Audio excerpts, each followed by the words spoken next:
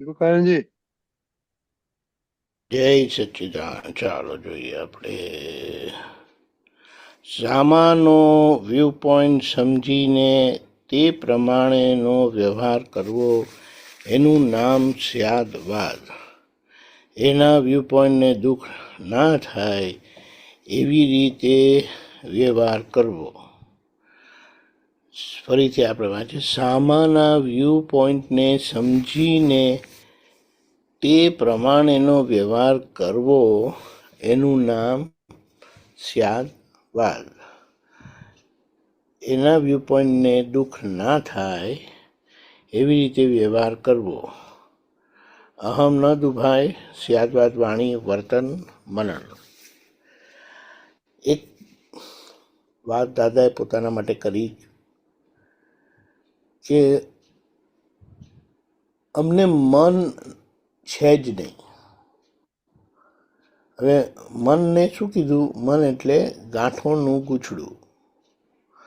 ગાંઠોનું ગૂંચળું એટલે કે અભિપ્રાયથી ગંઠાયેલું મન. અભિપ્રાય આગ્રહથી ગંઠાયેલું ગાંઠોવાળું મન. અને દાદા નિર્ગ્રંથ થયેલા. આપણે ખાલી આ વાત સાંભળીએ ને તો દાદાના માટે અહો અહો થાય. દાદાના માટે સહેજે આપણને સમર્પણ, ભક્તિ, શું કહીએ, જે બધા શબ્દો વાપરો આપણે, પણ મુખ્ય વસ્તુ આ છે. વિવેકાનંદજી તમારો વોઇસ ચાલ્યો ગયો. ઓકે, બોલો હવે, બોલો. આવી ગયો.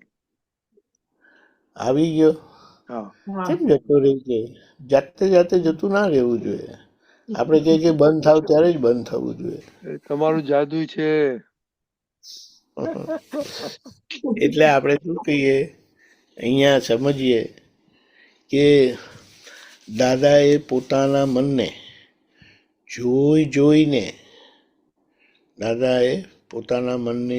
જોઈને બધા અભિપ્રાય, આગ્રહ, ખેંચ પકડથી મુક્ત થતા ગયા. અને ત્યારે આખી વિતરાગતા પ્રગટ થઈ. એટલે ત્યારે પોતે નિર્ગ્રંથ થયા. એટલે વિતરાગોના માટે બીજું કહેવાતું હોય તો નિર્ગ્રંથ પુરુષ કહેવાય. નિર્ગ્રંથ પુરુષો કહેવાય વિતરાગ ભગવંતો. એટલે હવે તમે વિચાર કરો, અહીંયા આપણે સામાના વ્યૂ પોઈન્ટની દરકાર રાખીએ છીએ ખરા? અને સામાના વ્યૂ પોઈન્ટને સ્વીકારવું અને તે પ્રમાણે રહેવું, તો તમારું જીવન કેવું હશે? તપવાળું. પણ એ તપ તમે રાજી ખુશી સ્વીકારેલું છે. શા માટે? કારણ કે છૂટવાનો રસ્તો જ આ છે. તમને ગમે કે ના ગમે, પણ જ્યાં આ બધા વિતરાગ ભગવંતો જે રસ્તે છૂટ્યા, દાદા કે હું એ રસ્તે છૂટ્યો, અને જેમને છૂટવું છે એમના માટે બીજો કોઈ રસ્તો નથી. એટલે મારી પાછળ આવ્યા વગર છૂટકો નથી. પછી તોય જો તમારે તમારા પગલાં પાડવા હોય તો પાડો, જેટલા પાડવા હોય એટલા. એ બધા જ પગલાં પાછા ફરશે તમારા તરફ. એટલે બધા સંજોગો પાછા આવશે ને એમાંથી તમારે છૂટવું પડશે. એટલે મુદ્દો એ છે કે દાદાનું મન હોવા છતાં મન નહોતું. એટલે દાદાએ પોતાના મન માટે એમ કીધું, અમારું મન અવસ્થાવર્તી થયું. ત્યારે તીર્થંકર ભગવાનનું મન કે કેવડી ભગવંતનું મન સમયવર્તી થાય છે. હવે અવસ્થાવર્તી ને સમયવર્તીમાં બહુ ખરેખર ફેર નથી. અને છતાં દાદા કહે બહુ ફેર. આના પરથી આપણે સમજીએ કે દાદા સર્વજ્ઞ પુરુષોને કેવી રીતે નવાજતા હતા, કેવી રીતે પોતાની આરાધનામાં રાખેલા. એટલે એમના માટે તીર્થંકર ભગવાન, સિમંદર સ્વામી ભગવાન કે મહાવીર ભગવાન થઈ ગયા. કારણ કે મહાવીર ભગવાન જોડે દાદા બેસીને આવેલા હતા. તીર્થંકર ભગવાન તો જોડે પણ હમણાંની વાત કરીએ એટલે આ છેલ્લું કે છેલ્લા તીર્થંકર ભગવાન મહાવીર ભગવાન, અને મહાવીર ભગવાનની જે રીતે એમણે વખાણ કર્યા છે, ઓહો મહાવીર ભગવાન તો સાયન્ટિસ્ટ હતા, પણ એમના શબ્દોમાં આપણને ભાર લાગે. પછી સામાન્ય રીતે જે મહાવીર ભગવાનના ભક્ત હોય, આરાધક હોય, સામાન્ય રીતે જગતના લોકો એ ગમે તેટલું બોલે ને તો મહાવીર ભગવાનનો વેટ ભાર આપણને લાગે નહીં, પણ દાદા કહે તો એકદમ ભાર લાગે કે શું વાત કરો, મહાવીર ભગવાન હવા હતા એમ કરીને. એટલે આપણે આપણા મનને જોવાનું. આ બધા એના પરથી પ્રમાણ તમને મળશે. સિમ્પલ એનું એક થર્મોમીટર બહુ સરસ દાદાએ આપ્યું છે કે વાદ ઉપર વિવાદ એ પોતે પોતાના વ્યૂ પોઈન્ટને પકડી રાખવાના કારણે વિવાદ થાય, નહીં તો વાદ થયો ત્યાં પ્રતિવાદ હોય, સંવાદ હોય. પ્રતિવાદ એટલે ઓપોઝિટ નહીં, એને એ વાદને અનુકૂળ વાત કરવી, એ વાદને શું કહેવાય સંમિલિત થઈને વાત કરવી, એને કીધું છે. એટલે આપણે કહીએ કે આપણો વ્યવહાર અણિશુદ્ધ વ્યવહાર ચોખ્ખો ક્યારે થયો કહેવાય તો કે મન નિર્ગ્રંથ થયું હોય. અને નિર્ગ્રંથવાળા મન કયા વેદ કર્મથી શું કહેવાય પીડિત હોય, એ જ સાચા નિર્વેદ થયેલા હોય, એટલે એ જ સાચા શિવજી થયેલા હોય. અને આપણને એવા શિવ સ્વરૂપના યથાર્થ દર્શન થયા છે કે જે દર્શનથી આપણું શિવ સ્વરૂપ ખુલ્લું થયું છે. બોલો, એ લોકો હમણાં ટ્રેનમાં મુંબઈ આવ્યો ને તો 5-6 જણા હતા. શા માટે આવ્યા? છેક ભુજથી. કથા 4 દિવસ 5 દિવસ ચાલવાની હતી સુરતમાં, પણ એ લોકો એમ કે આજ 5 દિવસ તો અમારાથી ના અવાય, પણ 1 દિવસ તો અવાય ને એમ કે. તે 1 દિવસ માટે ભુજથી સુરત આવ્યા 6 જણા. 4-5 કલાક કથામાં બેસેલી, 6 કલાક સમજો ને. કથા સાંભળીને પહેલો દિવસ હતો એટલે જે કંઈ બધું વિધિ કરતા છે લોકો, તે આવીને 6 જણા ફેમિલીના પરિવાર નજીકના રિલેશનના બધા તે પાછા જવાના હતા. કેમ? તો કે એ શિવ પુરાણનું એ હતું, કથા હતી. વિચાર કરો, આપણે શિવ સ્વરૂપ બનાયા, હવે આપણું જીવન જ શિવ પુરાણ છે. એટલે આપણે શું કહીએ કે આપણને શું મળ્યું છે ને, આજે આપણી પાસે જાણકારી બહુ છે, પણ જાણકારી આપણા અહીંયા મગજમાં છે, નીચે હૃદયમાં ઉતરી નથી. સાચી વાત. હૃદયમાં ઉતરેલી ક્યારે કહેવાય કે એ જાણકારી અનુરૂપ આપણો જીવન વ્યવહાર હોય. ભલે એટલે મુદ્દો શું છે, એની વચ્ચેનો ભાગ શું છે, એ બ્રિજ કરવાનો ભાગ શું છે, તો કે એને લક્ષ્યમાં રાખીને આપણા જીવન વ્યવહારને તપાસતા રહો. અને જ્યાં જ્યારે જે જગ્યાએ એ સમજણ ખૂટે છે એ પ્રમાણે આપણો વ્યવહાર નથી, ઉકલતો વ્યવહાર નથી, તો કે ખાલી એ જોવાથી જશે. જોવાનું ક્યારે હોય, ભૂલ ના થતી હોય ને સામાન્ય રીતે આપણા તરફથી કોઈ વિરોધ, પ્રતિકાર, પ્રતિભાવ કોઈ ના હોય ત્યારે જાણવું કે આપણું કરેક્ટ છે ને આપણે સંભાવે નિકાલ કરીએ છીએ. એટલે જ્યાં કિંચિત માત્ર બી સંભાવે નિકાલ નથી, એટલે કે સામાન્ય કોઈ પણ રીતે આપણું દુઃખ થાય, એટલે કે જ્યાં આપણાથી કોઈ પણ જાતનો સ્યાદ વાદ પ્રમાણ ચૂકાય તો એ પ્રતિક્રમણને જ પાત્ર છે. અને સ્યાદવાદ ચૂકાયાનો મતલબ શું? ભગવાન સ્યાદવાદમાં જ હતા પરિણામરૂપ, કારણ કે ચોખ્ખું કરતા આવેલા, ચોખ્ખું કરીને. એવી જ રીતે દાદા ભગવાન કે અમારે અતિક્રમણ હોય ને છતાં કલ્યાણના હેતુએ કરીને કહેવું પડે, બોલવું પડે, એ ભાગના અમારે પ્રતિક્રમણ હતા. હવે આપણે કહીએ ને અને કલ્યાણના હેતુના પ્રતિક્રમણ એટલે એ પ્રતિક્રમણે કરતા હતા અને એનું પરિણામ બી ભોગવવાના છે કે એ પરિણામ કેવું છે તો કે એમની સર્વજ્ઞતા ખુલ્લી કરશે. હવે આપણને એ જ રસ્તો બતાડ્યો છે એટલે કે ચૂપચાપ સમજીને ચાલ્યા જાઓ. બીજો એક આજનો એક વિશેષ દિવસ એ છે કે 5મી જાન્યુઆરી 2 તારીખે દાદાનો દેહ વિલય થયેલો, લગભગ મળસ કે 1 વાગે, અને તારીખે અર્લી મોર્નિંગ 1 o'clock, અને 5 તારીખે એમના અગ્નિ સંસ્કાર, પાર્થિવ દેહના અગ્નિ સંસ્કાર થયેલા. એટલે આજનો આ દિવસ પણ એક બહુ મહત્વનો થાય છે કે 5મી જાન્યુઆરીએ દાદાના અગ્નિ સંસ્કાર થયેલા. એ પાર્થિવ દેહ એમ કે પંચ મહાભૂતમાં વિલીન થઈ ગયેલું.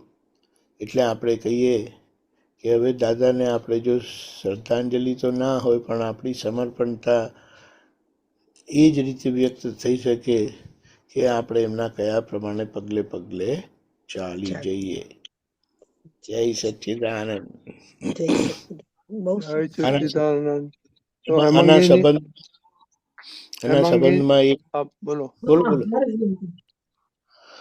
બોલો દીપકાજી. આના સંબંધમાં એક નાની ક્લિપ છે ને તે હું મોકલીશ તમને. એ ખરેખર થોડુંક જ શોર્ટ છે યાદ વાત પર. એક મહાત્માએ મને મોકલી હતી પણ બહુ સરસ છે. એના પરથી આપણને ખબર પડે કારણ કે દાદાના પોતાના અવાજમાં છે. બોલો બોલો. હેમાંગીની શું લખ્યું આજે નોટમાં? એટલે કાલે જે વ્યવહાર તમે કીધું ને મને કે 2 ફોડ પાડવાની, કે કોને સુખ આપ્યું ને કોને દુઃખ, તો એવું લખ્યું છે.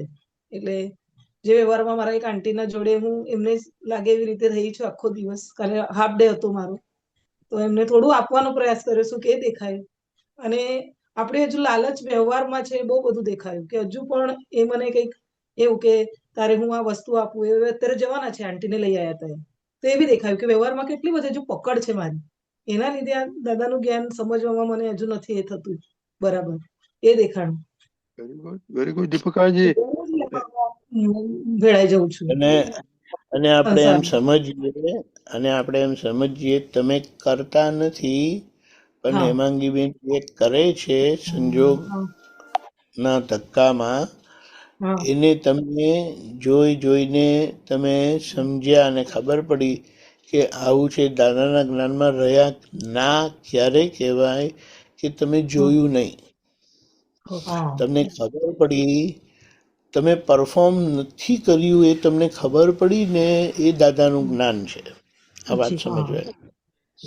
તમે પરફોર્મ નથી કર્યું એટલે કે તમારા વ્યવહાર, ઉકલતો વ્યવહાર, ડિસ્ચાર્જ વ્યવહાર, એને તમે જોઈ શક્યા નહીં તો દાદાના જ્ઞાનમાં રહ્યા નહીં. દાદાનું જ્ઞાન આપણે શું કે ઉકલતા વ્યવહારને જુઓ. એ જોશો તો તમને ઉકલતા વ્યવહારની ભૂલ સમજાશે. અને એ જ્યારે ઉકલતા વ્યવહારની ભૂલ સમજાય તો તમે એનું ચોખ્ખું શુદ્ધિકરણ પ્રક્રિયા થશે. જોયેલાનું પરિણામ જ શુદ્ધિકરણ છે. પણ આ તો આપણે ઔપચારિકતાથી કહીએ કે મેં જોયું અને મેં કર્યું. કરવાનું હોતું નથી. જોયેલાનું પરિણામ જ શુદ્ધિકરણ છે. અને એ શુદ્ધિકરણ ના થાય, હવે જોયેલાનું પરિણામ શુદ્ધિકરણ છે પણ શુદ્ધિકરણ પ્રક્રિયા નહીં થઈ તો ત્યાં તમને ભૂલ સમજાય કે આ કઈ જાતનું. એટલે ત્યાં આપણા પ્રતિક્રમણ હોય. અપ્રતિક્રમણના પ્રતિક્રમણ. પેલા જે પ્રતિક્રમણ છે તે જાગૃતિના પરિણામથી થશે.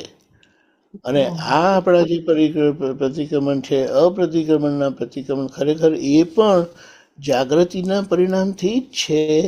પણ આપણે એને કહીએ કે એ પ્રતિક્રમણ તમે કર્યું કારણ કે ભૂલ થઈ અને તમે જોઈ, એના પ્રતિક્રમણ ના થયા. અને એ પ્રતિક્રમણ કરવા યોગ્ય હતું અને ના થયું, એ તો કેટલી મોટી ભૂલ, અપ્રતિક્રમણની ભૂલ. ખ્યાલ આવ્યો? અને તોય એટલે એનાથી જે આખી એક ભૂમિકા તૈયાર થાય છે ને, તે આપણને સર્વજ્ઞ પુરુષ પાસે લઈ જાય છે.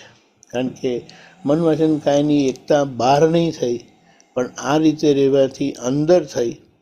અને અંદર થયેલી મનવાણી કાયાની એકતા, જ્યાં મનવાણી કાયાની એકતા છે ત્યાં આપણને લઈ જાય અને ત્યાં આપણું આગળનું કામ પૂરું થશે. જય સચ્ચિદાનંદ. જય સચ્ચિદાનંદ. દીપક દીપકાનંદજી એક જ સેકન્ડ, અહીંયા ખબર તો પડી મને, પણ એ જ મેં તમને ફોડ પાડી બધી બરાબર છે, પણ હજુ વ્યવહારમાં જવાય છે તો પછી આપણે એના કેવી રીતે હું એવું કરું કે બસ મને વ્યવહારમાં જવાય છે એટલે વ્યવહારમાં જવાય છે એનો મતલબ શું? જવાનું તો ખરી જ, હા, પણ એટલે સંસાર પ્રત્યેને હજુ એ કે આ જોઈએ પેલું જોઈએ એ ખાસ એ કેવી રીતે પણ તમને આપણે એ તમે નથી, એ એ સેપરેટ તમે કરવાનું છે. એને એને એને ઉગાડવા માટે તો આપણું જીવન છે આજ્ઞા ઓકે પાલકનું. ઓકે ઓકે, તે ખબર અન્ડરસ્ટેન્ડ પડી? કરવાનું છે. હા હા, એ કામ એટલે જે સંજોગમાંથી પસાર થવાનું દાદા પસાર થઈ ગયા હતા ને ચોખ્ખું કરી નાખ્યું હતું, આપણે પસાર કરીને ચોખ્ખું કરીએ છીએ. બસ બસ એ નહીં થાય એવું ના કહેવાય, થાય ઓકે એ તમને ઓકે ખબર પડે ને ચોખ્ખું થાય એ મહત્વનું છે. ઓકે ઓકે ઓકે, જ્યારે પણ થાય, કારણ કે તમને શી ખબર છે કે ક્યારે થશે ને કેટલું છે, થાય હા ત્યારે હા ખબર પડી તો ચોખ્ખું કરી નાખે. ઓકે ઓકે એક મિનિટ કરેક્ટ. જય બરાબર. સચ્ચિદાનંદ. ગૌરાંગાનંદજીને એક મિનિટ પૂછો કે તમે કેટલું આવી રીતે ચોખ્ખું કરો છો, પેલું વંચાવો ને એક જ મિનિટ ક્વિકલી.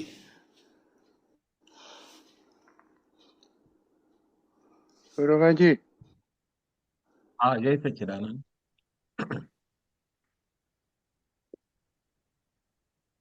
એ સંભળાણું વાંચું હું સામાન્ય ગૌરંગાજી? વાંચું હા, ક્વિકલી વાંચો, હમણાં વાંચો. હા, સામાન્ય પોઈન્ટને સમજીને એ પ્રમાણે વ્યવહાર કરવો જોઈએ એ હતું. હા, એનું કરવાનું. અને એને સ્યાદ વાત કીધું. હા, એટલે કોઈના બે વ્યૂ પોઈન્ટને ઠેસ પહોંચે એટલે કોઈના બી અહમ ભંગ થાય ત્યાં યાદવાર તૂટી જાય. એટલે આપણું ભલે સાચું હોય પણ સામાન્ય એડજસ્ટ થઈને આપણે ખોટું બી એમ કરવું પડે, પણ એમને ઠેસ ના પહોંચે એ રીતે આપણે સંભાવે નિકાલ કરી નાખવાનો. એમ ફેન્ટાસ્ટિક. સાચું હોય તો પણ આપણે સાચાની પકડ ના પકડવાની, ગમે તેમ કરીને નિકાલ કરીને આગળ નીકળી જવું, એટલે સંભાવે નિકાલ કરી. ખૂબ સરસ. જય સચ્ચિદાનંદ. જય સચ્ચિદાનંદ. દીપકાનંદજી, આ હેમાંગીનું હમણાં લખવાનું ચાલુ છે એટલે થોડું રેવલેશન બધું આવે છે, એટલા માટે વેરી ગુડ. ના ના ના, ચાલ. જય Sachchidanand Hemangi, very good. Keep up the progress. જય સચ્ચિદાનંદ. ઓકે જય જય સચ્ચિદાનંદ. સચ્ચિદાનંદ. ગૌરંગાજી, વી કેન સ્ટાર્ટ. હા, પ્રાતઃ વિધિ.